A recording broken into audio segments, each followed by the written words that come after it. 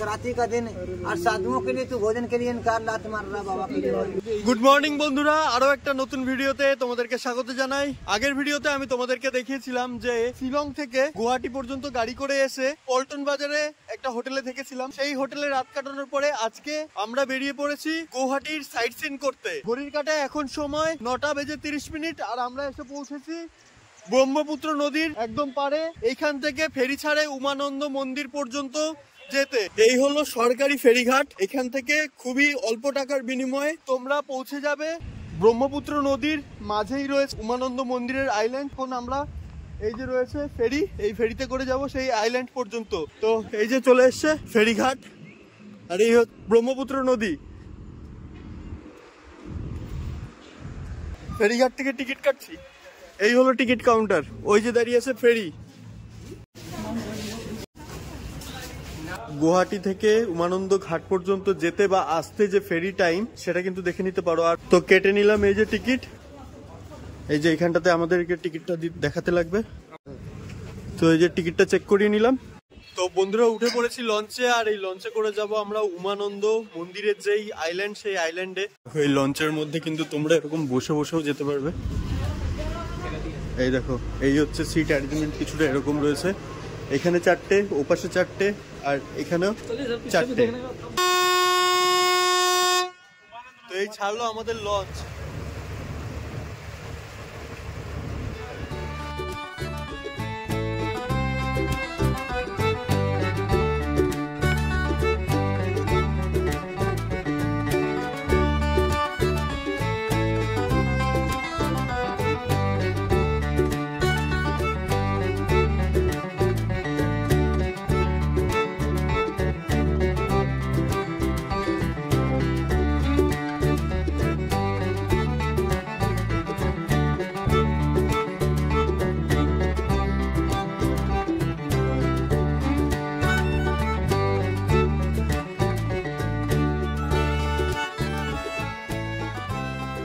তো বন্ধুরা পৌঁছে গেছি উমানন্দ মন্দিরের যেই আইল্যান্ড সেই আইল্যান্ডে। বেশিক্ষণ টাইম লাগলো না, মোটামুটি 15 মিনিটের মধ্যে চলে এসেছি এই আশ্রম, এই আইল্যান্ডে। মন্দির যাওয়ার জন্য কিন্তু আমাদের এই যে এই সিঁড়িটাকে ব্যবহার করে ওপরে উঠতে হবে।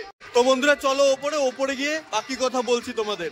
তো এইখানটাতে কিন্তু প্রচুর খাবারের দোকান রয়েছে, সাথে এখানে কিন্তু পুজো দেওয়ার জন্য পুজোর বাটাস এখানটাতে পাওয়া যাচ্ছে। তো চলো এখান থেকে নেবো না, একবারে মন্দিরের সামনে থেকে ফুলের বাটা নেবো। তো বন্ধুরা এই হলো ফুলের বাটা, পুজোর বাটা। আর বাটাতে দেখছো এই হচ্ছে 50 টাকার বাটা আর এই হচ্ছে 200 টাকা দামের বাটা। তো বন্ধুরা এই যে হলো মন্দির, উমানন্দ মন্দির। আর চলো এখন যাচ্ছি মন্দিরের ভেতরে পুজো দিতে। হর হর মহাদেব। মন্দিরের ভেতরে ঢুকে কিন্তু তোমরা ডান পাশে দেখতে পারবে গণেশ ঠাকুরের মন্দির আর এই হলো মূল মন্দির। আর বাঁ পাশে রয়েছে প্রভু বৈদ্যনাথ মন্দির আর ওই পাশে রয়েছে শিব ঠাকুরের একটা মন্দির, সেটা তোমাদেরকে দেখাচ্ছি। ওই যে মন্দিরটা তোমরা দেখতে পাচ্ছ ওটা হচ্ছে শিব ঠাকুরের মন্দির।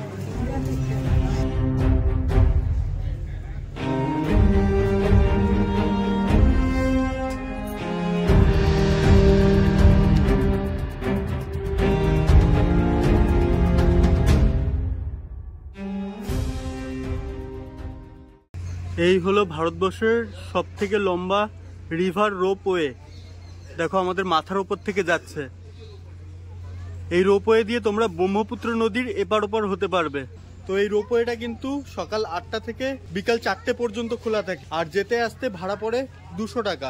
বন্ধুরা আবার উঠে পড়েছি লঞ্চে, এখন যাব গুয়াহাটি। তো সেখানে গিয়ে আজকে লাঞ্চ করব, বাকি কথা সেখানটাতে গিয়ে পৌঁছে বলছি।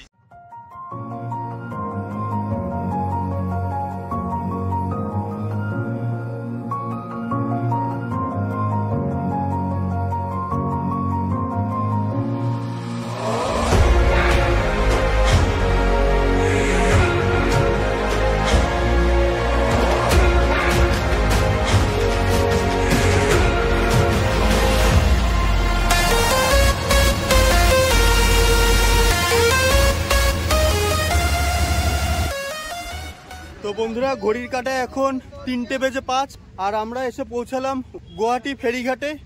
আর এখন আমরা যাব এখানটাতে দুপুরে লাঞ্চ করতে। তো বন্ধুরা এই হচ্ছে বাস, এই বাসে করে আমরা যাচ্ছি এখন পল্টন বাজার আবার রিটার্ন। আসামের